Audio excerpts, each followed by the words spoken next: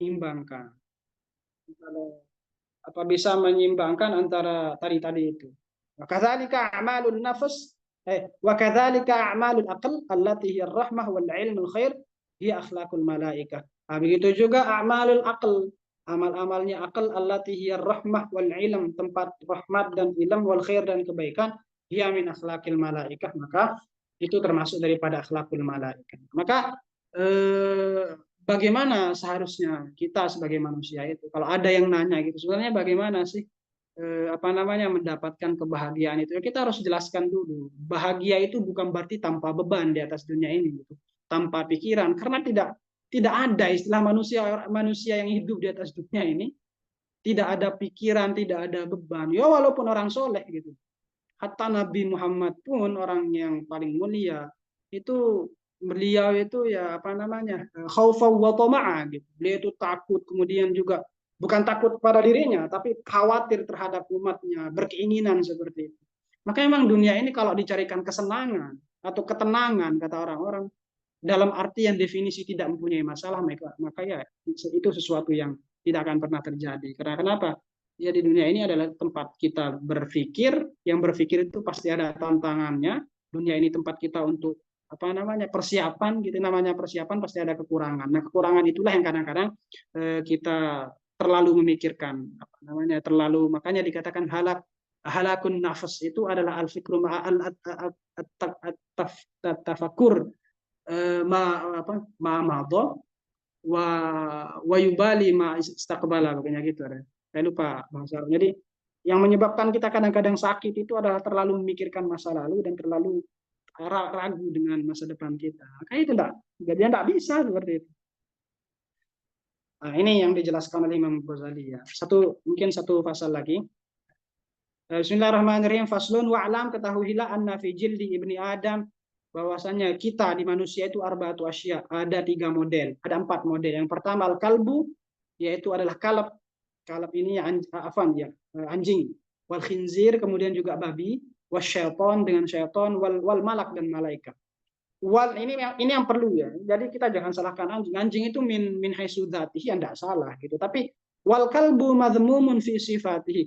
Karena anjing itu madhmum, tercela itu fi sifatihi, pada sifatnya.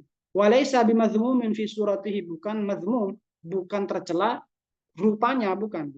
Wa kadzalika asyaiton wal malaikah dhammuhum wa madhum fi sifatihi. Begitu juga setan itu mereka itu dilaknat itu fi sifatihi, wal malaikah itu diberikan madah pujian fi sifatihi juga. Walaysa dzalika fi suwarihim wa khulqihim. Wa kadzalika al-khinzir madhmumun fi sifatihi wa laysa bimadhmumin min khilqatihi. Jadi begitu juga bukan berarti kita benci anjing, kemudian khinzir rendah, tapi yang ditamsilkan di sini adalah anjing itu mempunyai sifat yang itu lebih atau itu lebih jelek daripada yang lain. Begitu juga dengan babi seperti itu. Nah, maka waqad umira bani Adam bi ayakshifa dzulmal jahli bi nuril aqli. Maka oleh sebab itu manusia diperintah oleh Allah Subhanahu wa taala untuk menghilangkan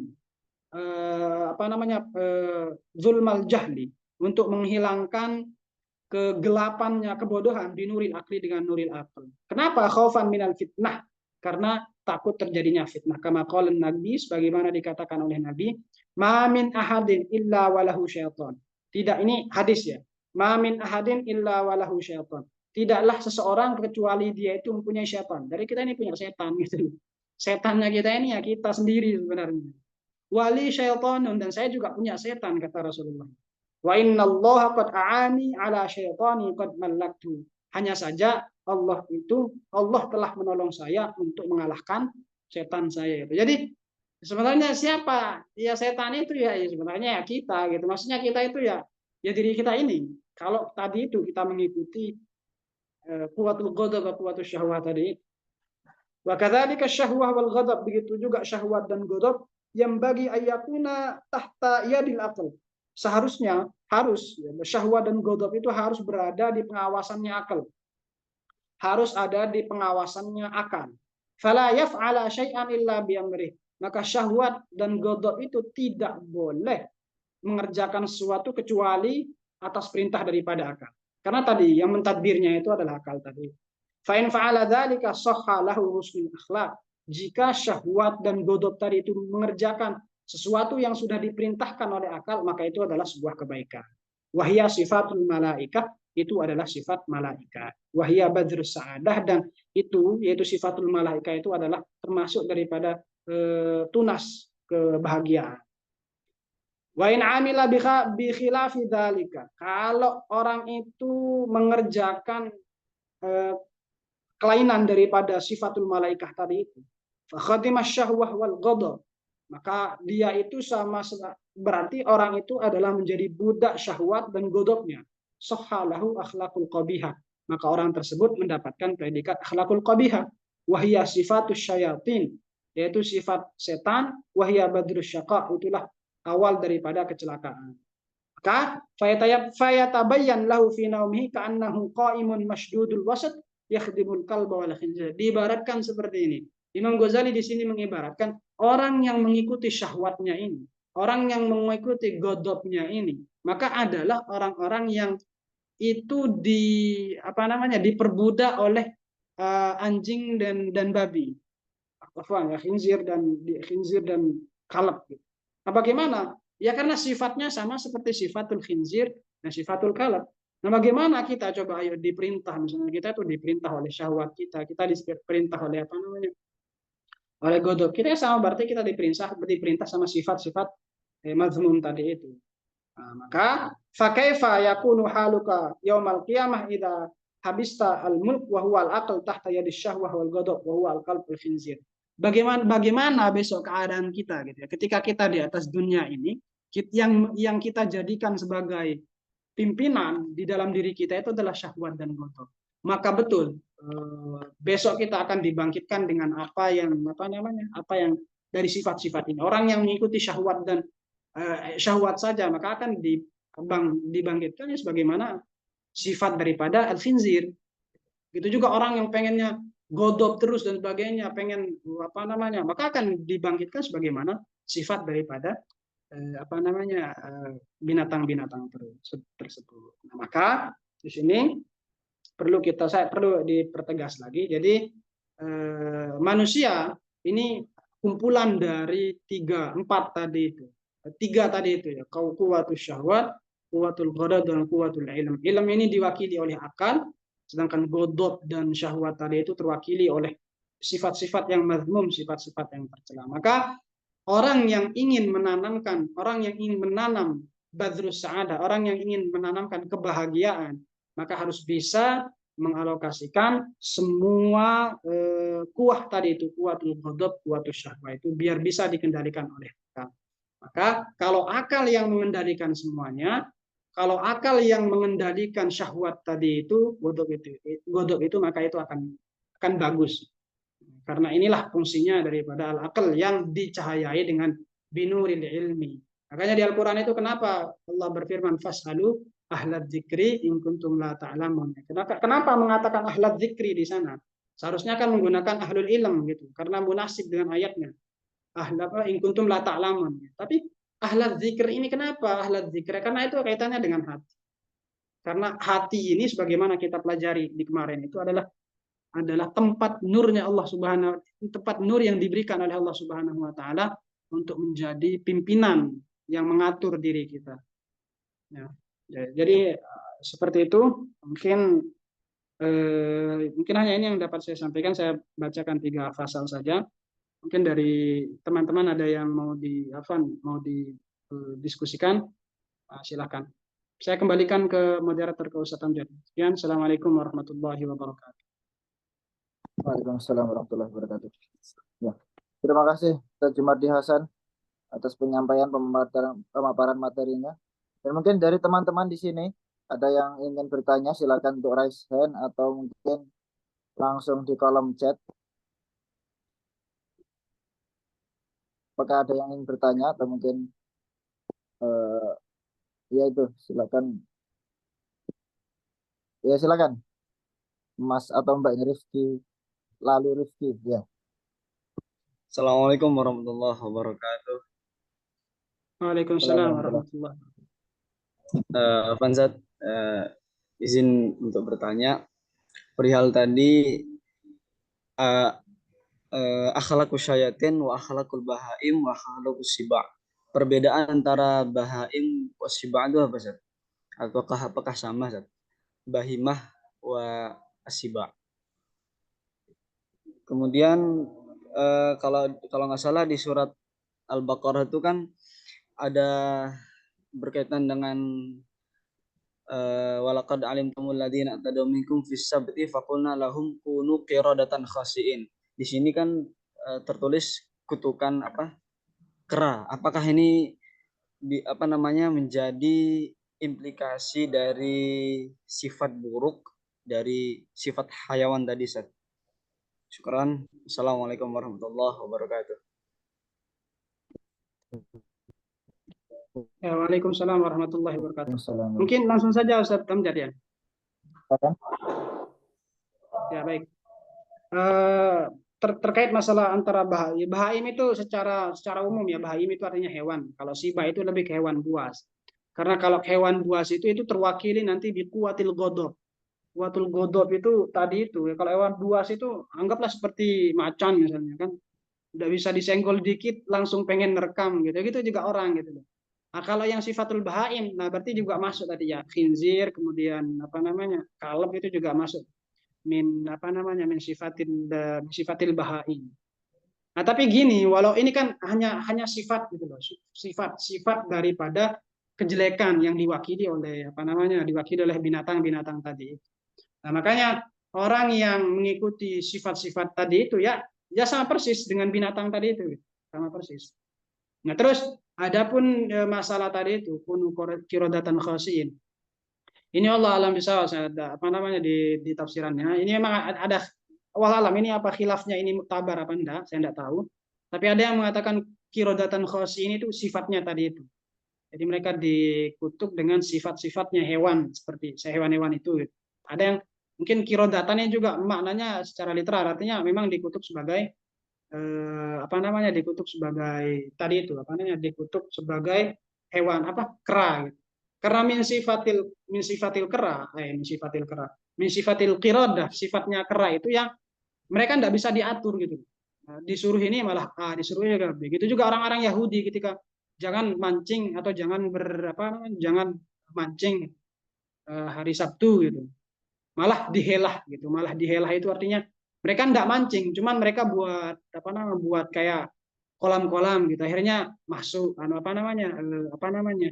ikan misalnya, mereka tidak mancing gitu. Atau kadang-kadang mereka mancing macam, akhirnya mungkin dengan perwakilan tadi itu. Tapi saya masih belum tahqiq ya apakah qiradatan itu memang sifat ini. Tapi ala sholat ya, kalau saya ingat memang mereka itu di beberapa orang yang dikutuk untuk menjadi tadi itu khinzir tadi qiradah itu. La sholat seperti itu. Syukran, Ustaz. Afwan. Terima kasih kepada saudara Lalu Rifki. Kemudian mungkin dari teman-teman yang lain ada yang ingin bertanya. Afwan, tadi itu ulang ya, mumpung sini ya. Ustaz Ihsan pertanyaan tadi itu sebenarnya masalah pada itu masalah bilang Natal gitu ya. Oke lah, mungkin gini Ustaz ya. Saya lebih pertegas lagi. Mungkin sebagian orang yang mengatakan boleh mengucapkan Natal, mereka mengatakan ini tidak ada kaitannya dengan agama gitu. Karena hanya sebatas mengucapkan Natal saja gitu. Nah, tapi di sini ada kalau dalam ini tidak ada hubungannya dengan akidah, misalnya ini hanya sekedar budaya saja. Oke lah, orang yang beranggapan seperti itu ya kita tidak bisa salahkan gitu. Dalam artian dengan pandangan mereka itu. Nah, adapun orang yang mengatakan tidak boleh, ini lebih memilih kepada saddan lidzari'ah. Saddan lidzari'ah itu memang hati-hati gitu. Karena jangan sampai nanti orang-orang yang mengatakan selamat Natal itu menjadi kebiasaan sehingga itu bisa jadi nanti dia condong ke agamanya gitu. Ada ketertarikan. Nah, maka berhati-hati dalam bab ini, dalam bab masalah akidah menurut yang tidak bolehkan itu lebih baik daripada orang yang kita ceroboh gitu loh, ceroboh terhadap sesuatu yang sensitif gitu. Kita ceroboh kepada pengucapan Natal seperti ini kalau saya pribadi itu lebih ikut yang mengatakan tidak boleh karena memang ini ada dimensi akidahnya. Kalau kita teliti memang ini ada dimensi ada dimensi akidahnya. Kecuali mungkin kalau dia itu adalah orang yang mempunyai makanah atau kedudukan, misalnya dia bupati. Tapi itu pun bupati yang bupati yang rakyatnya itu ada orang Kristen gitu atau banyak orang Kristen. Tapi kalau di Aceh misalnya yang kebanyakan orang Islam, ngapain bilang Natal ke orang Islam, bukan orang Islam warganya kan gitu. Nah, mungkin salah satu tujuannya itu adalah litta'alluf gitu, biar warganya itu ayam adem bagi yang Muslim dan begitu juga yang seperti contoh misalnya di Bali gitu. Misalnya ada orang kepala desa di Bali misalnya. Di Bali dia mengatakan selamat hari Nyepi dan sebagainya. Itu mungkin karena emang ya di sana itu kebanyakan orang Bali gitu. Biar ada ta'alufnya juga. Maka hal seperti itu hendak disalahkan. Tapi kalau seperti kita yang buat apa gitu. Buat apa kita buat apa mengucapkan selamat Natal itu kepada siapa gitu. Kepada siapa kita mau selamat Natal. Cuman kalau sekedar ikut-ikutan saja ya nggak usah ikut-ikutan kan. Kalau saya pribadi lebih ikut pendapatnya Prof. Hamid yang mengatakan tidak boleh. Mungkin seperti itu tambahan dari saya yang tadi yang di awal. Ya, izin masuk Ustadz. Berarti ini tetap masuk di wilayah usul ya Ustadz? Tidak gini Ustadz, ini kan oke kata-kata gitu. Misalnya banyak yang akan gini Ustadz, banyak akan ngejar antum kalau mengatakan tidak boleh ya. Banyak orang yang mengatakan itu kan cuma kata-kata gitu loh. Ada hubungannya dengan ada hubungannya dengan akidah gitu. Antum harus garis bawahi, jangan bilang cuma kata-kata gitu loh. Asyhadu an la ilaha illallah itu juga cuma kata-kata gitu. Coba suruh orang-orang Kristen itu mau apa enggak bilang asyhadu an la ilaha illallah, kan cuma kata-kata kan gitu. Ya enggak juga, mereka enggak mau juga. Nah, makanya saya bilang ini lebih kepada hati-hati Ustaz Ihsan. Jadi istilahnya sabdan lidzari'ah tadi itu, jangan sampai kita sudah terbiasa bilang Natal gini-gini, akhirnya nanti ada kecondongan dalam hati. Nah, kecondongan dalam hati terhadap agama lain itu tidak boleh dalam Islam.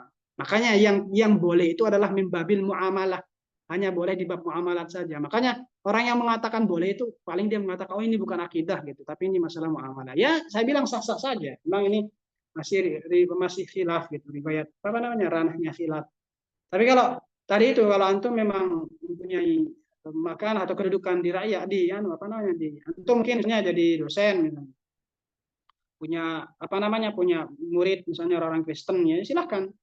Kalau memang antum mau bilang ke mereka selamat antum mau punyai hubungan Anda, tapi kalau kita tidak punya hubungan apa-apa ya ngapain juga. Oh iya Ustaz, syukur Ustaz. Ayakum. Izin melanjutkan pertanyaan Ustaz. Oh iya silakan. Alah, kok saya jadi moderator ini? Afwan, Ustaz Amjar. Ya, silakan. Kita tanggapi. Jadi kan tadi disinggung terkait iman ya Ustaz, karena iman itu basisnya adalah ilmu. Nah, beberapa ayat ini yang saya baca terkait kabura maqtan indallah yang taqulu ma la taf'alun. Yang fenomena yang terjadi adalah kebanyakan orang yang berilmu itu justru melenceng atau mengikuti hawa nafsunya. Padahal kan iman itu basisnya ilmu pengetahuan. Nah, dia mendudukkan ilmu ini di mana? Di bagian, apakah dia tidak memasukkan ilmu ini di bagian iman itu, bagian dari iman itu sendiri? Itu bagaimana penjelasannya, Ustaz? Ya, terima kasih ya. Saya sering bilang gini ke teman-teman itu, jangan sampai kita ini secara secara pemikiran kita ini sudah terbebas dari sekularisme gitu loh. Tapi secara amal kita sekuler gitu. Maksudnya sekuler secara amal itu apa ya? Ya cuma tuntutin gelar gini-gini, tapi amal malas gitu. Sholat sering kodok gitu. Sholat ini walaupun kita ini sudah terbebas dari pemikiran sekuler, tapi ternyata amal kita sekuler. Apa buktinya? Kita memisahkan antara ilmu dengan amal. Nah, basis daripada keimanan kita itu memang adalah ilmu. Nah, makanya nanti kalau di penjelasan akidah ya, orang yang beriman artinya percaya kepada Allah tapi dia taklid itu artinya ikut-ikutan gitu. Kamu percaya Allah itu ada? Oh iya ada, saya percaya gitu. Kok kamu percaya? Saya ikut guru saya. Nah, itu tidak sah imannya. maka dia harus berpikir, istilahnya nazar. Nah, nazar itu juga membabil ilmu. Bahwa Tuhan itu adanya bumi ini adalah tanda adanya pencipta, Allah itu adanya bumi ini dan sebagainya. Maka sah imannya seperti itu. Nah, adapun orang yang kabura maqtan indallahi taqulu ma la taf'alun. Jadi kita punya kaidah gini, Ustaz. Likulli maqal, likulli maqam maqal gitu. Jadi di setiap tempat itu ada maqalnya. Nah, ayat ini digunakan untuk para penceramah seharusnya. Biar para penceramah itu muhasabah diri. Jangan sampai nanti saya ceramah ini saya tidak bisa mengamalkan. Maka saya akan tahdzir. Maka dia akan berusaha untuk mengamalkan ilmunya tadi itu. Jangan kita gunakan untuk diri kita untuk ngejudge orang lain. Kabura maqtan indallahi taqulu ma la taf'alu. Kamu ini misalnya untuk mengejudge penceramah. Pidato aja enggak bisa enggak bisa diamalkan. Jangan pidato, kamu enggak bisa mengamalkan karena kamu gini. Jangan. Itu jadi ayat itu pegangannya orang penceramah. Biar apa? Biar mereka itu muhasabah. Kalau ilmu itu harus diamalkan dan amal itu harus berdasarkan iman gitu. Jangan ayat ini dibuat untuk kita ngejudge orang lain gitu. Kamu ini bisanya cuma ceramah tapi gini, jangan. Jadi itu udah ada hubungannya bagi ngejudge orang lain. Jadi ayat ini digunakan ya memang untuk bagi orang-orang penceramah biar mereka itu biar para penceramah itu muhasabah diri. Mungkin seperti itu, Ustaz. Oh iya, Ustaz. Syukran. Oke, mungkin satu pertanyaan terakhir dari teman-teman Putri barangkali, atau mungkin Ustaz yang ada di sini.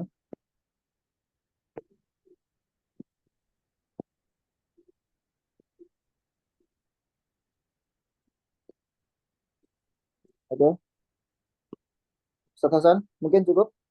Ya, mungkin cukup aja, Ustaz. Cukup aja. Mohon izin, Afwan, Ustazah Maryam masih bersama kami.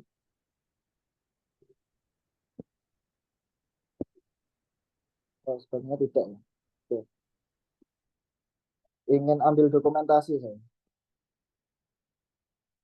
Bisa ambil dokumentasi, Ustazah Maryam? Bisa bantu. Ambil Ana pakai laptop, Ustaz. Oke, iya. Izin mohon dokumentasi dulu, Ustazah. Mungkin Ustaz. Ahlan yang mau on cam. Ya. Wahid, isnani, salasa. Sekali lagi ya. Wahid, isnani, salasa. Kelas, Ustaz.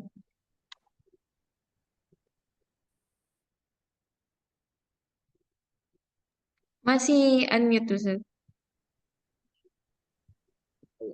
oke, terima kasih kepada teman-teman semua, terutama Ustaz Hasan, Jumardi Hasan yang telah memberikan materinya pada malam hari ini.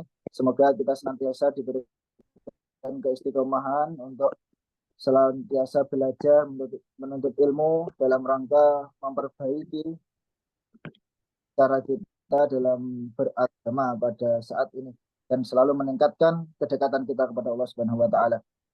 Saya sebagai pembawa acara, apabila ada kurang lebihnya mohon maaf. Kita akhiri acara kita pada malam hari ini yang bagian Subhanakallahumma wa bihamdika asyhadu an la ilaha illa anta astaghfiruka wa atubu ilaik.